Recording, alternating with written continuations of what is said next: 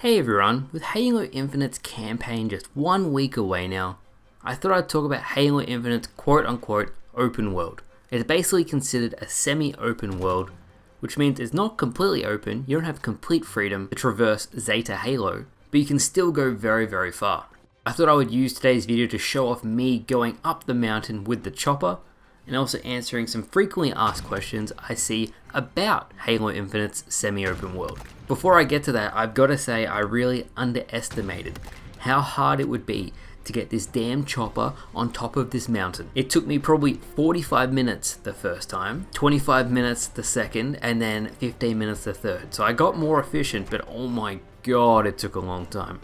Sometimes when I would fly off, and you're going to see in just a second, I would get a checkpoint. And there's no revert option, and there's no save or quit option. So often I would end game, reload it the next day, and I'd be back at the forward operating base, the chopper would be gone, and I'd have to go all the way back up again. So it was very, very time consuming. Probably spent about 8-9 hours refining this. But with that said, as you watch me traverse up the mountainside, here are some frequently asked questions. First and foremost, let's talk about the wildlife. I have seen birds, gophers, probably like 3 or 4 varieties of bird, and that's all I've seen so far. 2. The time of day. It's around 1 hour long. I think the middle of the day is my favorite time on Halo Infinite.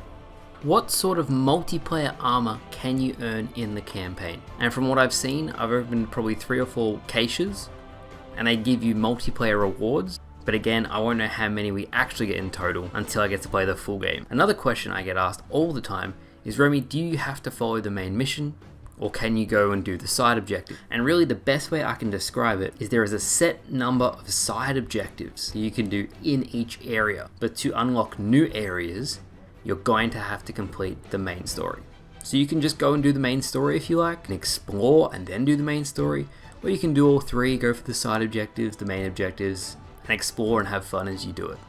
Next up is what is my favorite thing to do on Halo Infinite's campaign so far, and it's honestly launching the chopper across the map. That is probably my favorite thing to do, which is very Remy, very mint Blitz. You guys know I love flying across the map, so that kind of fits in perfectly. I answered it yesterday, but I'm going to repeat it again in case you haven't seen yesterday's video.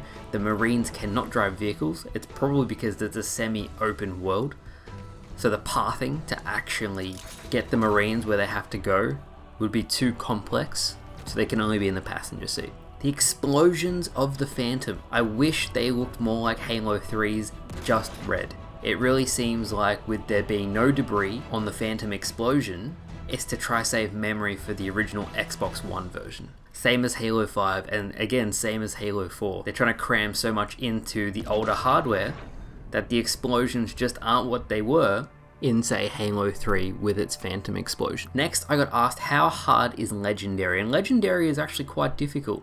The checkpoints sometimes are very, very generous, and I think too generous. You get one maybe every 10 seconds, yet sometimes you won't get one for about 1 minute or 2 minutes until you clear the entire area out. Lastly, not so much a question, but here is the chopper flying across the entire map.